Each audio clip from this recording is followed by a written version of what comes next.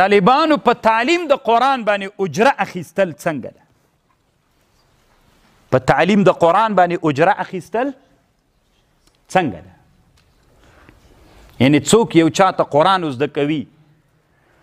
نو دا خو طالبانو تاسو ته معلومه ده، د موږ مذهب دا ده چې ناروا ده، خو یو مو مذهب د طالبانو، یو مو فتوا د متاخرینو علماو ده. فکر تم پام وي طالبانو مذهب مو ناروا ده، اجره په تعلیم د قرآن باندې ناروا ده، خو فتوا مو متاخرینو په چا کړې؟ په جواز باندې کړې. په تعلیم د قرآن باندې طالبانو اجره جایز ده. اما علما وایي چې په تلاوت د قرآن باندې څنګه ده؟ یو څوک چاته تلاوت د قرآن کوي نو علما وایي که دا قرائت د تبرک دپاره وي بیا جایز ده. مثلا یو چا کور جوړ که ما ته راغی ما ته ویلی ښه کور مې جوړ کړی دی، یو 20 نفره طالبان راوله چې ما ته کور کې قرآن وایي، دا روا ده. تلاوت د قرآن څو که نه ما ورته ویلې صحیح ده، بیا د پیسې راکړلې هر طالب ته مثلا 1000 روپۍ ورکړي. نو قرآن ویل سو، تلاوت د قرآن سو که تعلیم د قرآن سو؟ د تبرک دپاره سو. تلاوت د قرآن د تبرک دپاره په دې باندې علما وایي، انور شاه کشمیري وایي اجره اخیستل جایز ده. اما طالبانو یوه خطرناکه مسئله بله د اجره په تلاوت د قرآن لپاره د ایصال د ثواب دپاره، دا څنګه ده؟ مثلا یو سړی د ماړه یوسو ما ته راغی یو 10 نفره طالبانو سره ته راسه د مونږ کور ته، که څه شي دپاره درس هم وي هلته چې تلاوت وکړي، ښه مل 100 روپۍ راکوي وي، 100 روپۍ غواړم 10 روپۍ به راکوي وي، صحیح ده. اجره په تلاوت سوه که نه؟ خو د چا دپاره سوه؟ د تبرک دپاره، او که د قرآن ثواب چې چاته وروبکې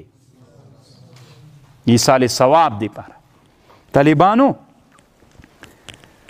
دا مسئله هم په افغانستان کې پنجپیرۍ ده. خو دا طالبانو تاسې شامي پنجپیری د طالبانو که څوک ده، دا رد المحتار شامي طالبانو په رد المحتار کې 2 ځایونه په دې بحث کوي، په اجارې مبحث کې هم کوي، یو بل ځای کې هم کوي. د ده بله حاشیه ده په بحر الرایق منحة الخالق کې هلته هم کوي. د ده مستقل کتاب د طالبانو منة الجلیل فيما على الذمة، نه شفاء العلیل وبل الغلیل فی الوصیة بالختمات والتهالیل، هلته هم دا مسئله، دا ټول کتاب یې د همدې لپاره جوړ کړی. هلته څه وایي طالبانو؟ اسانه یوه خبر درته کوم طالبانو، تحقیق طالبانو کله چې داسې خلک په جامعه کې موجود وي چې د هغوی ګټې پکې چې ته خبره ور وکړې حق هم دا وي، بیا تا ته څه وایي؟ وایي دا د پنجپیریانو خبرې دي. زه څه درته وایم، ته خو ما خبره واوره. شامي خو پنجپیری نه وي، شامي وګوره ته که نه. طالبانو څه وایي؟ اوس مثلا ما ته یو سړی راغی ما ته ویلي موږ سره کور ته لاړ شه د مړي د ثواب دپاره قرآن راته ووایي، میل 100 روپۍ راکوي، ویل 1000 روپۍ، میل زه صحیح ده. ورغلو کور ته، چې ورغلو قرآن هم ورته وویلې طالبانو، چې قرآن هم ورته وویلې په دې کور کې ټول قرآن 10 سپارې ختم سو. نو هغه موږ ته څوک 1000 روپۍ راکړلي. اوس الله موږ ته د دې قرآن ثواب راکوي که نه راکوي؟ طالبانو ښه فکر وکئ بیا جواب راکوي. ما ته او د ما شاګردانو ته الله د دې قرآن ثواب راکوي؟ ولې؟ ما د چا دپاره دا قرآن ویلی؟ د پیسو دپاره، خو ثواب نشته که نه؟ اطمیناني یی ټول پنجپیریان سوی. ښه چې ما ته الله ثواب رانه که، زه چې اوس دعا کوم چې الله پاکه د دې ثواب مړي ته وروبخې. کم ثواب چې ما ته الله نه ده راکړی، مړي ته زه کم ثواب وروبخم؟ تاسو په خبر پوهیږئ؟ دا د شامي خبره ده طالبانو، دا په شامي رد خو افغانستان کې به دې مسلې سره ډېره ګزاره کوي طالبانو. علما بیچارهګان دا مسئله تر اوسه پورې په افغانستان کې نسي کولی چې وایي کړه مشکل سره مخ کیږي. خو خیر د طالبانو زه درته وایم شامي څه ده؟ دا لوی شامي ابن العابدین الشامي رد المحتار د اجارې په مبحث کې په دې مسله بحث کړی، یو بل ځای کې کړی، په منحة الخالق حاشیه کې کړی، مستقل کتاب یې پې جوړ کړی. او خبر هم ډېره ښه خبر ده، سړی پې پوهېږي چې که ما ته 1000 روپۍ راکړې قرآن ما ته ثواب شته؟ نه. نو اوس زه چېشته وایم چې الله پاکه یې دې ثواب وروبکې. چې ثواب تا سره خو ثواب ستا ده، نو ثواب خو هلته چې الله تا ته درکړی تی اوس وروبکه، تا ته چې نه درکړی چې وروبکې. حسبنا الله ونعم الوکیل خو طالبانو تاسې به کوشش داسې نه کوئ چې لاړ سي خپل وطن کې ورته دا مړي ته دا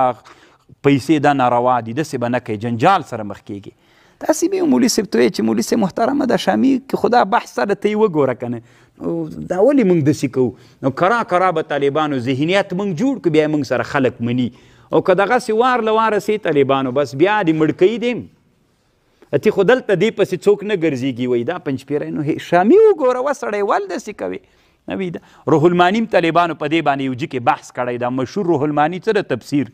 د بحث کړی دا اگر چې انور شاه کشمیري صاحب طالبانو د موږ ټول د دیوبند علما طالبانو دا وي خو ډېر تشدد به په دې مسئله کې کوئ نه طالبانو مذهب مدا د طالبانو تشدد به نه کوئ یو مسله بل هم درته وایم طالبانو که دین افراط و تفریط نه ده ته به یوه ناروا منه کوې له ناروا نه به نور ډېر مشکلات جوړ سي لوګر کې یو عالم و طالبانو ما لیدلی نه ده تر اوسه پورې هغه همدغه مسله بیچارګي راپورته کړه اګر چې دی حق و پکې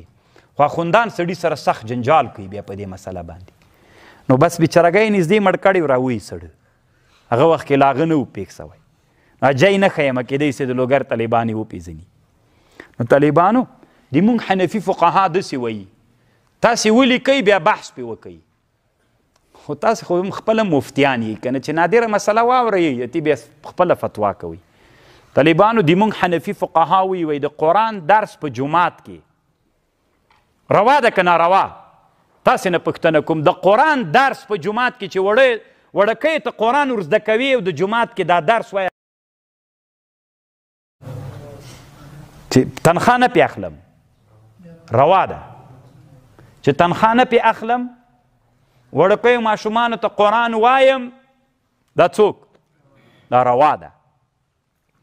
طالبانو اصل قانون داسې د جومات د عبادت ځای د له عبادت نه بغیر نور کسبونه په جومات کې ناروا دي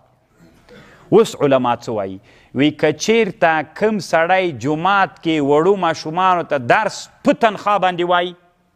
دا وایي ناروا ده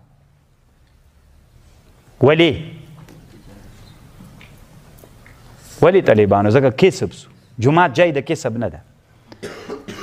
دا طالبانو په ټول حنفي فقه تر دې نه ډکه ده زه پوهېږم تاسې نه هم زه ډارېږم ځکه بریلویان غوندې تاسې هم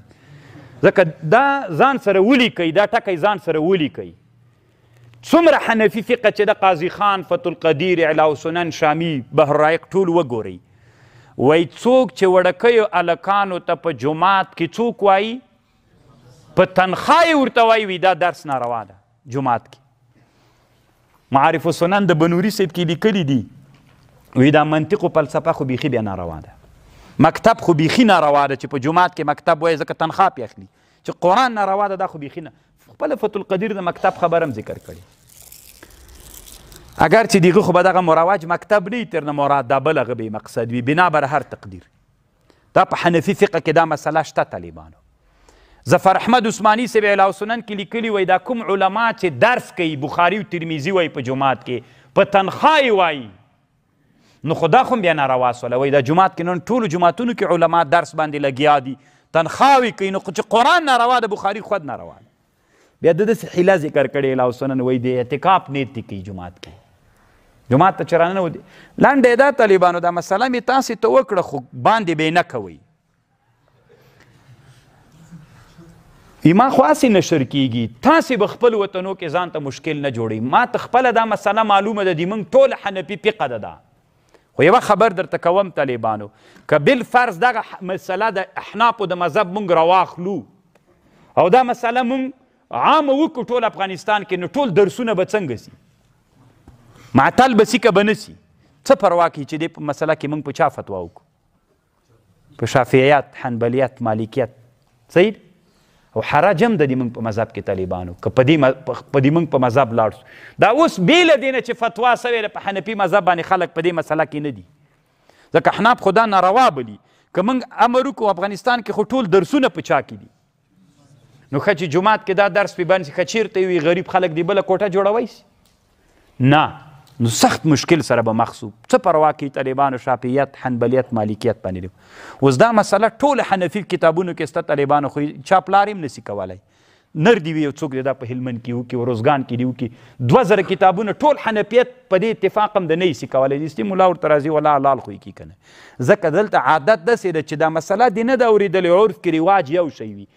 ته چې حق مسئله هم بیانوي تا سره سخته مقابله کېږي تنا پاتې کېږي نو کوشش وکړئ طالبانو چې د حق مسئله یعنې داسې اتفاقي مسئله چې 100 په 100 کې اتفاقي ولا بیا به هم طالبانو د وطن کې د هغې د نشرولو د هغې د بیانولو ډېر د حکمت سره کار کوئ ځکه اختلاف په مسلمانانو کې یو ډېر خطرناک شی دی چې د مسلمانانو منځ کې څوک پیدا نسی اختلاف پیدا نسی نو طالبانو دې مسئلې ته هم فکر وي یو ورځ یو مولي صاحب بیچارګي دا مسله په فیسبوک کې لیکلې والله د خلکو دومره کنځاوې ورته کړې وي هغه حوالې ورته لیکلې ولې د کنځا ورته کړې ولې چې دا به دین دې موږ داسې کې سړی ما حنفیت مذهب نقل کړی مولا بیچارګي ته مې خوا بده سوله